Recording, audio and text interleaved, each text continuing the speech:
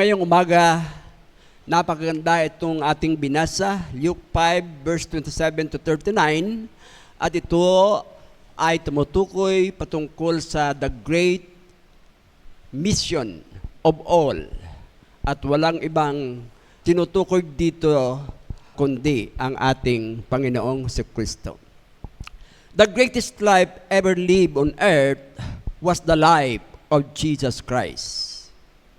It is not how long you live in this world, kagaya ni Methuselah, na siya ay umabot sa 969. Ang haba, no? 969. Eh baka tayo ay hanggang 70 lang, 80. Salamat kung umabot ng may 100. Pero hindi importante kung gaano kahaba o gaano kaikli. Ang pinaka-importante ay kung ano ang iyong ginawa habang ikaw ay nabubuhay bago kunin ka ng Panginoon. Kung maikli lang ang ating buhay na itinaga ng Diyos at nagampanan mo ang layunin ng Panginoon sa buhay mo, ikaw ay isang matagumpay na anak ng Diyos. Pwede bang palakpakan po natin ang ating Panginoon? Kaya ang challenge ko sa lahat, wag na antayin na tumanda bago ma-fulfill ang purpose ng Panginoon sa buhay natin. Habang tayo'y nabubuhay, magsimula pang bata, at alam natin ang layunin ng Diyos sa buhay natin, patuloy nating ganapin para sa ikalalwalhati ng ating Diyos at para sa ikaliligtas ng maraming mga tao. Yes, ganon din ang nabasa ko doon sa aklat ng Purpose-Driven Life na kung saan ay nagkaroon ng 5 purposes. Ang unang purpose ay God created us to give Him pleasure. Paano natin mapasaya siya? Mahalin siya natin ng buong puso, ng buong kaluluwa, ng buong kaisipan at ng buong lakas. Pangalawa, God created us to become like Jesus Christ. Kaya habang tayo ay bata sa Panginoon, patuloy po tayong hinuhubog para tayo ay maging kagaya ng ating Panginoong Jesucristo pagdating ng panahon.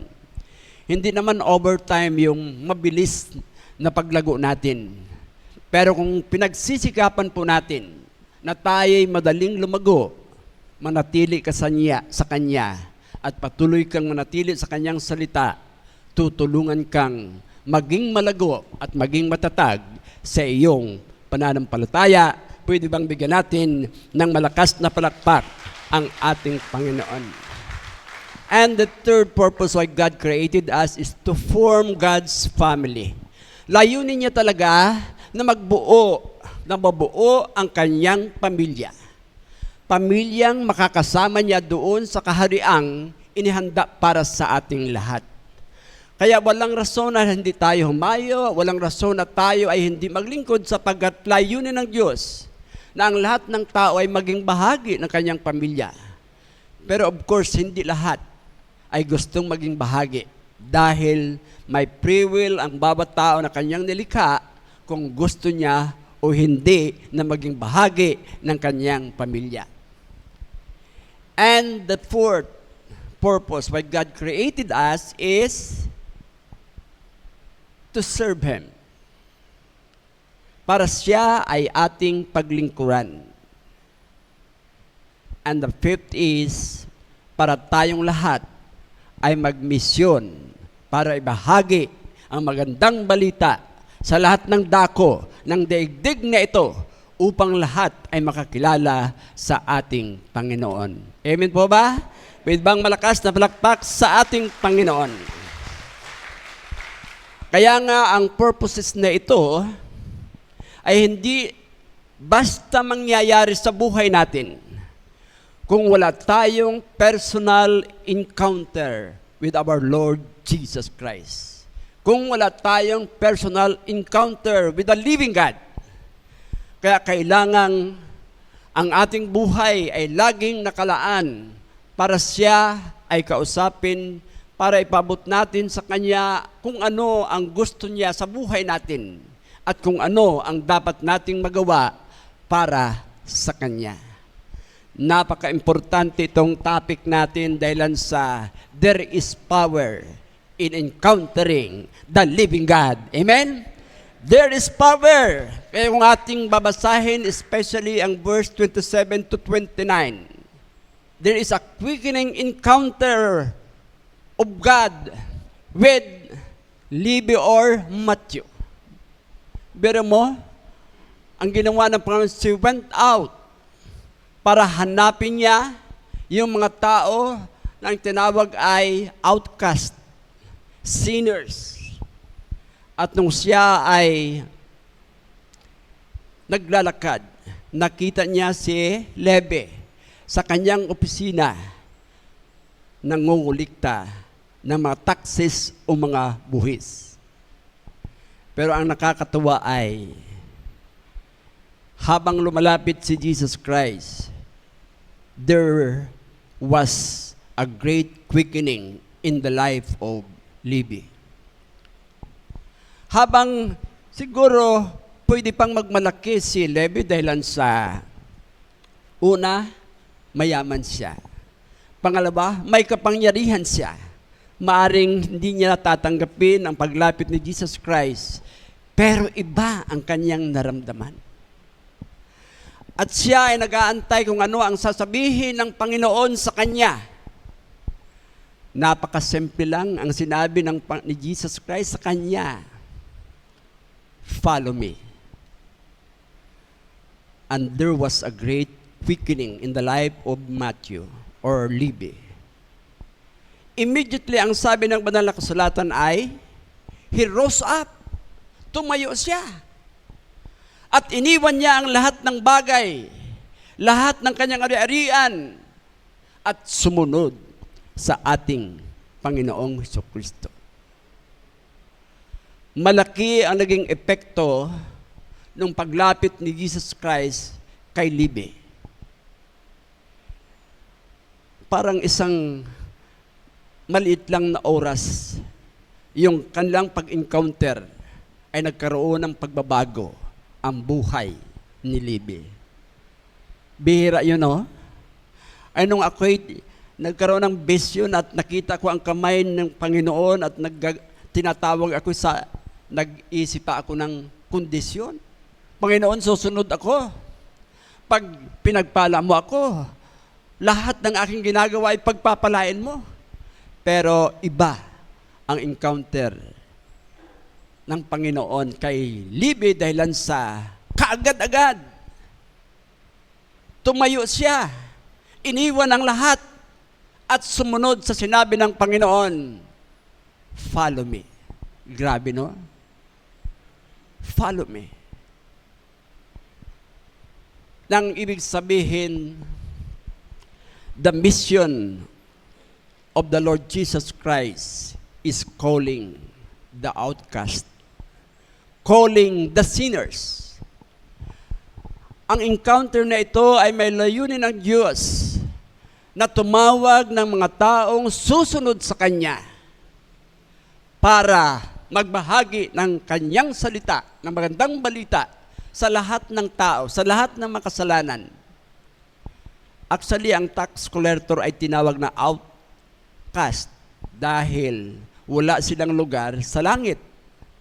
Alam mo naman, yung mga trabaho ng tax collector during the time, makasalanan sila, kaya sila ay walang lugar sa sosyedad dahil sa hindi na lumalapit yung mga taong nakakilala sa Diyos sa Kanya dahil sa iba ang Kanyang ginagawa. Maliban, yung lahat ng mga tax collector, ganun ang pananaw ng mga taong nakakilala sa Diyos na ang kanilang buhay ay hindi mabuti, sila ay mga outcast at the same time tinawag na mga makasalanan. Pero ang nakakatuwa, ang Diyos ay walang pinipili. Ang Kanyang pagtawag, pag ito ay Kanyang ginusto, makasalanan ka man o hindi, gagamitin ka ng ating Panginoon. Amen? Pwede bang malakas na palakpak sa ating Panginoon? Nakakatuwa itong ating binasa ngayong umaga. Grabe. Dahil sa pagmamahal ng ating Panginoon at dahil sa kanyang kumpasyon, ang naghahari pa rin sa kanya ay pagmamahal sa sinumang tao, makasalanan man siya, o anumang ginagawa niya na labag sa kalooban ng Diyos, ang kanyang pagmamahal at habag ay patuloy niyang ipinapaabot sa lahat. Di ba lahat tayo ay makasalanan din? Kung hindi tayo inabot ng Panginoon, ay wala din tayo ngayon dito sa kalipunan ng mga anak ng Diyos. Pero dahil sa kanyang pagmamahal, nagpapasalamat po tayo dahilan sa natanggap natin ang regalo ng kaligtasan. Natanggap natin ang regalo ng buhay na walang hanggan. Natanggap natin ang tunay na kalayaan mula sa iba't ibang uri ng gawa ng kaaway. At sa lahat ng gapos ng iba't ibang kaaway, nakalag yung lahat ng mga gapos sa ating buhay upang tayo'y maging malaya na sumunod sa ating Panginoon. Hindi ko iniisip na ako ay maging lingkod ng Diyos dahil tahimik lang ako. Mahiyain. Parang kagaya ni Moses na nagsasabing, bakit ako Lord? Marami siyang excuses, di ba? Hindi ako magaling magsalita. I am not eloquent to speak. I have no power. Pero sabi ng Panginoon, ito ang tungkod, gamitin mo.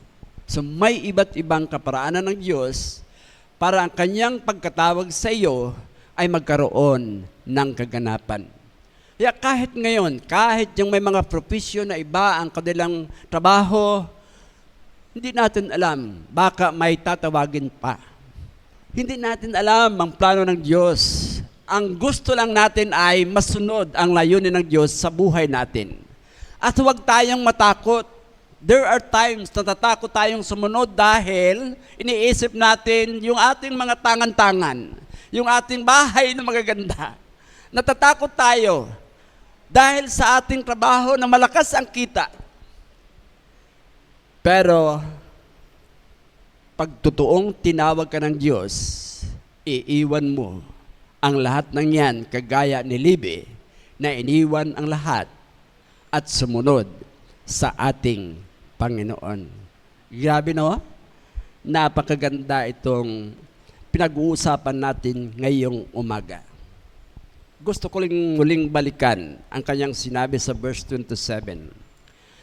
After these things, he went out and saw a tax collector named Levi, sitting at the tax office, and he said to him, "Follow me." Ano ang naging response dito sa encounter ng Panginoon sa kanya? Levi immediately get up, leaving everything, and follow Jesus. Grabe, no? Grabe. Ay pag marami kang tangan-tangan, pa'y karugay ka makatenrog, mapakaisip ka, siguro na, ano kaya ito? Klaro ba kale? Totoo ba ito? Pero si Levi ay hindi nagdalawang isip. Alam niya na siya ay tinatawag ng ating Panginoon. Yes. Secondly,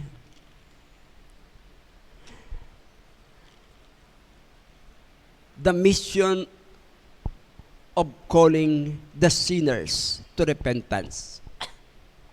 Ang isa pang misyon na nais maipaibot ng ating Panginoon ay lahat na nagkasala, lahat na nagkulang sa kaluwalhatian ng Diyos, gusto ng Diyos na lumapit sa Kanya at magsisi. Grabe, no? Kahit it takes humility. Kung paano si Jesus Christ ay nagpakababa para maabot tayo, dapat ang response natin ay magpakumbaba para makamta natin yung gustong ng Panginoon na mangyayari sa ating buhay. Ay siya nga ay nagpakumbaba, ay tayo pa kaya? Pero may mga taong mahirap magpakumbaba. Lalo't higit kung siya ay may kapangyarihan. Lalo't higit kung siya ay kilala. Ang fame niya ay grabe. Mahirap magpakumbaba. Pero ang isang misyon ng Panginoon ay, He is calling the outcast, the sinners for repentance, para magsisi sa kanilang mga kasalanan. Ang tanong ngayong umaga ay, totoo bang nagsisi tayo ng lubusan sa Panginoon? Pwede tayong na-convert lang, pero kung walang tunay na pagsisiti or your genuine repentance, parang tumalikod lang tayo sa kasalanan, sumunod sa Panginoon, pero at the bottom of our heart ay nandyan pa rin, naglalaro tayo sa kasalanan. No wonder nakita po natin sa ibang mga Kristiyano na naglalaro. Kristiyano pag sa loob ng simbahan, pag sa labas, ay hindi na. Born against na. Kaya napaka-importanting yung ating genuine repentance ay maging totoo. At kung yan ay genuine, madaling ma-encounter natin ang Panginoon at i-reveal niya ang gusto niya na dapat mangyari sa ating mga buhay. Amen? Yes. Madali. Kaya pag kilala natin ang Panginoon in a genuine faith, lahat ng mga bisyo natin ay biglang nawawala. Di ba? Nililinis talaga tayo ng husto. Pero kung minsan ay namulto din, dahil tayo ay natutukso. Dahil nakapaligid anumang tukso sa mundong ito. At kung hindi tayo very careful, mapapahamak ulit tayo. Kaya napakagandang alalahanin natin kung kailan tayo nagsisi at isinuko ang ating buhay sa Panginoon. At kung yun ay tunay, walang rason na tayo ay mag-back up. Walang rason na tayo ay hindi magpatuloy. Walang rason na hindi tayo maglilingkod. Walang rason na hindi tayo magsama-sama, especially sa misyong iniwan ng ating Panginoong Hesus sa ating mga buhay. Amen? Yes. Kung lahat actually ay may mag-take ng responsibility at ikamit ang ating buhay para magmisyon, napakaliit ang udyungan, napakaliit ang rumblon, dahil marami tayong hahayo at ibahagi ang salita ng ating Panginoon. So dito, may mga kasama sila doon sa, nagkaroon kasi ng banquet. Ang isang maganda, ang misyon ng Panginoon ay nagbubunga din ng real joy. Napansin nyo? Nung makilala ni Levi ang Panginoon, umuwi siya. At pagkatapos siya umuwi, nagplano siya na magkaroon ng banquet. At sa kanyang banquet, ang una ng iimbitahan ay yung mga katrabaho niya, yung mga tax collector, yung kanyang mga kaibigan na mga makasalanan din. So nagkaroon talaga ng joy na mag-reach out. Dahil gusto niya na hindi lang ang kagalakang ito ang aking nararanasan, kundi gusto ko ring maranasan ito ng aking mga katrabaho, ng aking mga kaibigan, dahil totoong kung si Jesus ay nasa atin, there is a real joy in our life. Amen? Lahat tayo ay makakapag-confess ngayong umaga na mulang tanggapin natin ang Panginoon. Ang kagalakan ay nagsimula sa buhay natin. Hindi lang happiness, kundi it is a joy. Amen? There is joy in following Jesus. Amen? Kaya nakakatuwa, once nakilala natin ang ating Panginoon, totoong magkakaroon ng kagalakan ang ating mga buhay. So dito sa mission of calling the sinners to repentance, ang mga character dito ay yung mga Pharisees, scribes, ay ito ay mga religionist ito. May sarili silang ritual, tradition, may sarili silang standard sa kanilang pagiging Kristiyano. Kaya mahirap, pero nais ng Diyos na sila din ay magkaroon ng pagbabago at magsisi sila sa kanilang mga ginagawa, lalo tigit doon sa mga ritual at mga tradisyon na kanilang ginagawa yearly, paulit-ulit lang na ginagawa nila. So, the mission of Jesus Christ is calling the sinners or the outcast for repentance. Kahit sa atin ngayon, parang nagiging religious na tayo na magsamba, umupo, makinig, at umuwi. Parang routine na ang ating ginagawa. Ano ba ang dapat mag-isip tayo? Ano ba ang kulang? Natutuwa ba tayong magsamba na lang? Pabalik-balik, every Sunday? At kung minsan ay tinatamad pa mag-prayer meeting, mag-Bible study, tinatamad pa. Pero kung tunay ang ating pagsuko ng ating buhay sa Panginoon at na-enjoy natin ang presensya ng Diyos, tayo ay nagiging alerto. Tayo ay nagiging awake, nagiging alive sa ating pananampalataya. Amen? Di ba may awit? I'm alive, alert, awake, enthusiastic. I'm alive, alert, awake, enthusiastic. I'm alive, alert, awake, awake, alert, alive. I'm alive, alert, awake, enthusiastic. Gusto ng Diyos na tayo ay maging alive. Amen. Gusto ng Diyos na tayo ay maging awake. Gusto ng Diyos na tayo ay maging alerto sa ating buhay. Dahil may misyon ng Diyos na ipinapagawa sa ating lahat. Grabe, no? Actually, ang misyon ng ating Panginoong Jesucristo ay He came into this world to seek and to save that which was lost. Yan talaga ang kanyang misyon kung bakit siya pumunta dito sa lupa. Hanapin ang mga nawawala, ang mga makasalanan, at sila ay iligtas.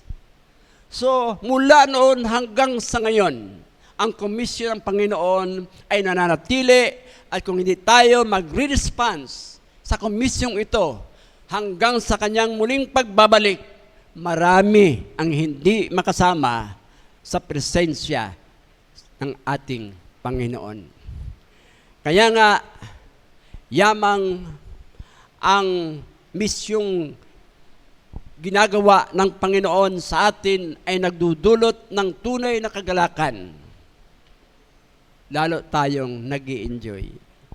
Nung ako ay bago pa, ay si Pastora, mahilig talaga yan magmisyon, nagbabahay-bahay. Kahit mga matataas na bundok, inaakyat namin.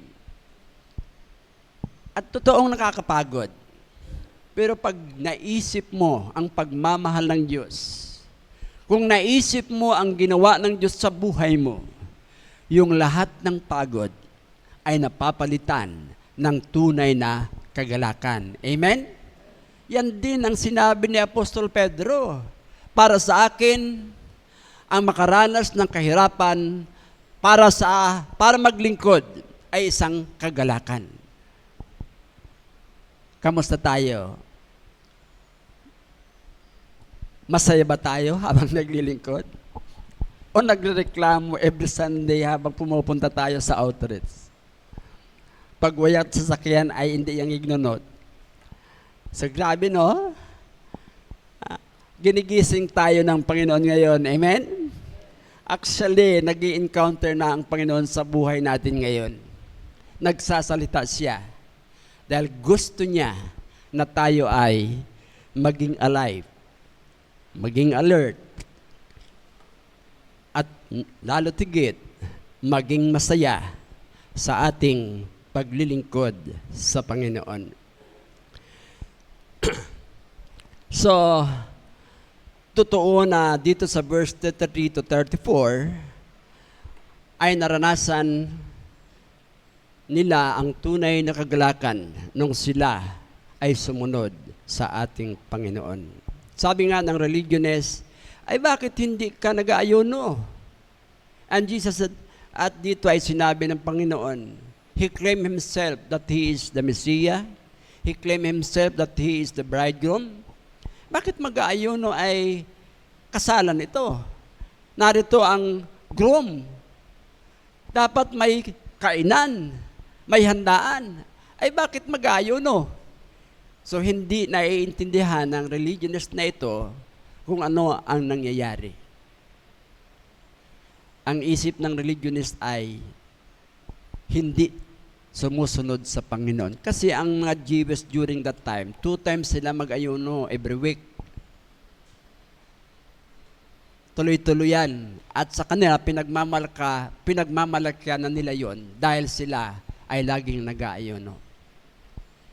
Pero kahit anong pag-aayuno, kung walang pagsisiti at walang pagbabago sa buhay nila, wala ding saysay ang lahat na nangyayari sa kanilang mga buhay.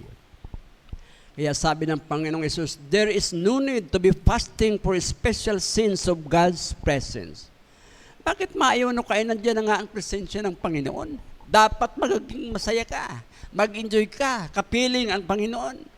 Ay bakit mag-ayuno? Ang sabi niya, kung wala na ang bridegroom, pwede kayong mag-ayuno. Pero habang ako ay narito, magsaya tayo.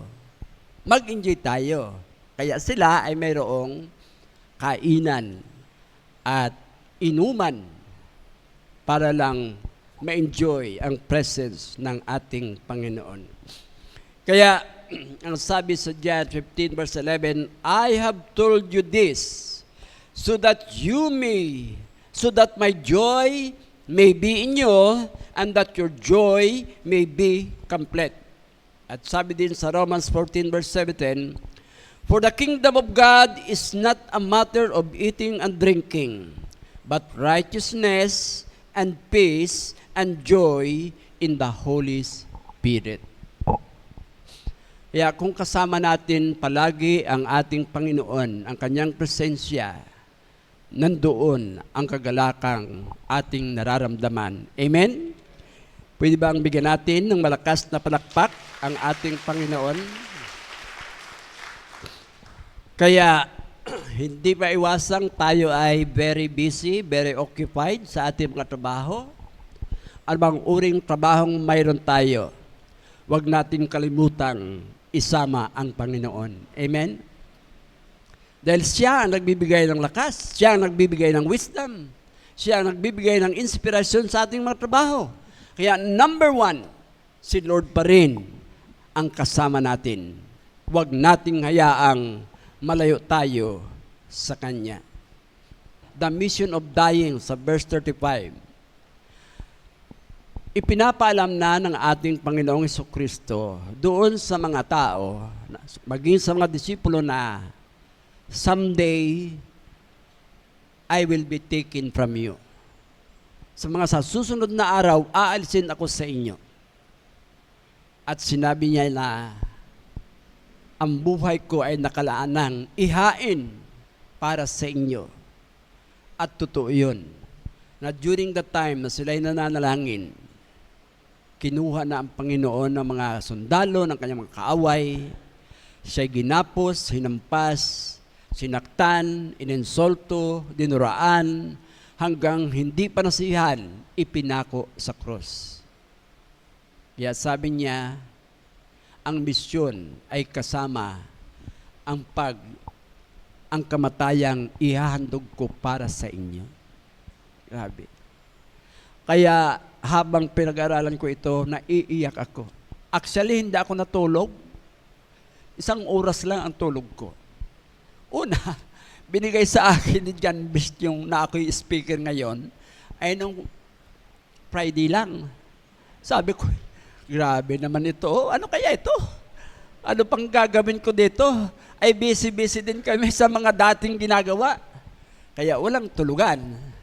Pero ang nakakatuwa, pag magbigay ka pala ng panahon para sa Kanya, doon din kumikilos ang ating Panginoon. Amen? Palakpakan po natin ang ating Panginoon. Grabe ang ginagawa ng Panginoon sa buhay natin at gusto niya na tayo ma-encounter, magbigay ng panahon, siguradong kakausapin tayo ng ating Panginoon. Grabe. Kaya salamat sa Diyos dahil sa nihayag ng ating Panginoong Jesucristo na ang buhay niya ay nakalaang ihandog para sa ating lahat. At yun ang rason kung bakit siya ay napako sa cross at namatay doon sa cross na ang naging resulta ay kapatawan ng lahat ng taong makasalanan. Ang naging resulta ay kalayaan sa lahat ng mga nagagapos ng kaaway.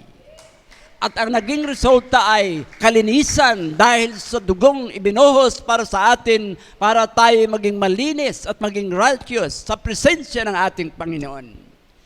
Dahil sa kanyang kamatayan, nagkaroon tayo ng pag-asa. Nagkaroon tayo ng pagtatagumpay. Amen? Kaya dito sa verse 36 to 39 ay napakaganda. After na si Jesus Christ ay mamatay, inilibing, nagkaroon ng launching, the mission of launching a new life and movement. Di ba? Habang binabasa ko itong mga verse na itong huli, from 36 to 39, nag-i-introduce ang ating Panginoon ng panibagong buhay. Kaya ginamit niya itong mga illustration. Ano ang mga illustration na ginamit niya? Number 1, not patching the old, but starting. Jesus was saying that He was not patching the old life, but starting a new life and a new movement. Pansinin niyo, nung siya'y umakyat na sa langit, sinabi niya sa kanyang mga disipulo, ipapadala ko ang banal na Espiritu na magiging gabay niyo, magiging guro niyo, magiging tagapayo niyo. And that was the time na nagkaroon ng Pentecost.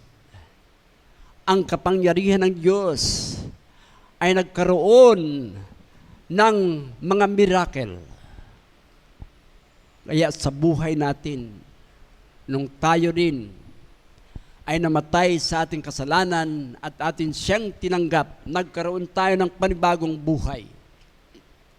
At nai-enjoy natin ang buhay na ito dahil sa kahangahangang ginawa ng ating Panginoong Jesucristo. And the second illustration ay not putting His teaching, yung wine, in the old wineskin, but a new wineskin. Ang ibig sabihin, Jesus was saying that He was not putting His teaching into the old life and movement, but He was launching a new life and movement for God. Grabe, no? Grabe. Kaya yung lumang buhay natin ay gusto ng Panginoon na kalimutan na yun. Magsimula tayo ng panibago. Diba? Sa 2 Corinthians 5:17, if any man is in Christ, he is a new creation. All things are passed away. Behold, all things become new. Kaya tayo ay mga bagong nilalang. Amen! At dahil tayo ay mga bagong nilalang, nagpadala pa ng ating Panginoon ng kanyang banal na Espiritu para tayo ay ma-revive, para tayo ay ma-refresh, para tayo ay ma-ignite sa ating kalagayan spiritually.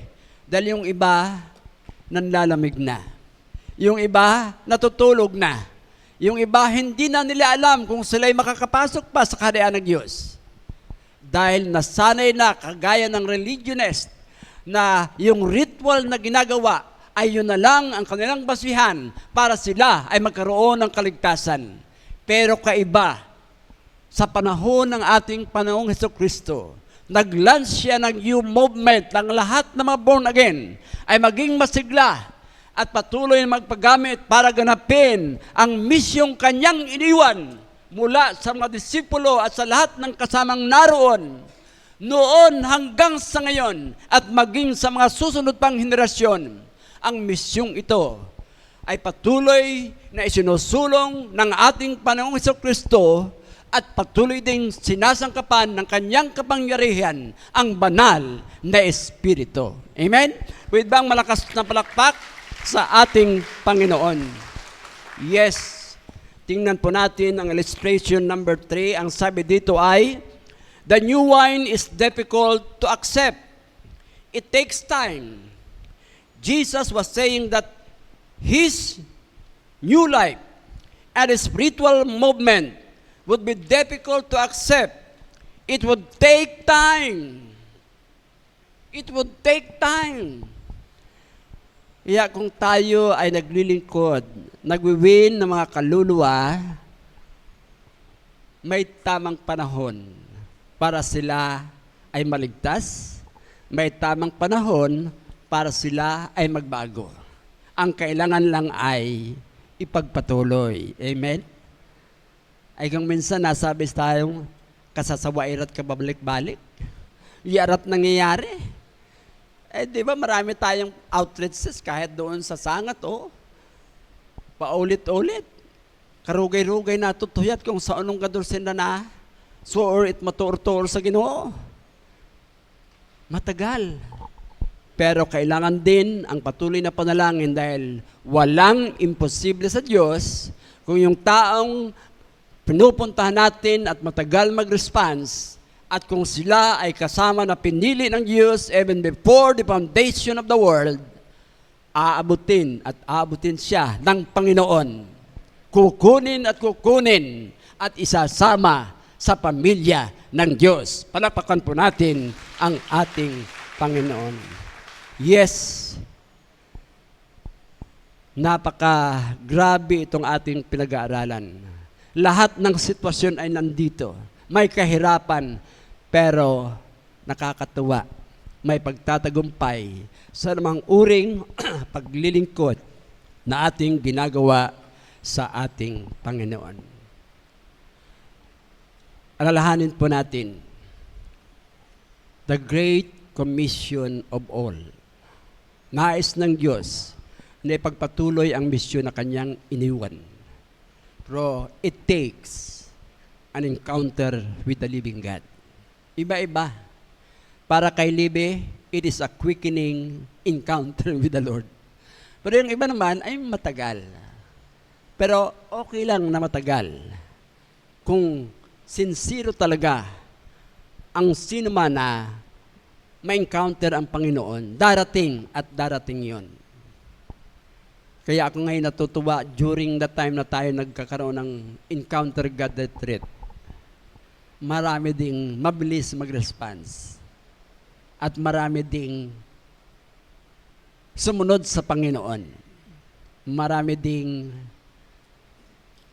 nawala sa Panginoon. Dahil hindi marahil sincero ang kanilang pagsisisi sa ating Panginoon. Kaya nais kong ulitin para sa lahat, ang misyon ng Panginoon ay iniwan sa Mark 16, verse 15 and 16. Ang sabi niya, go and preach the gospel to every creature, into all the world.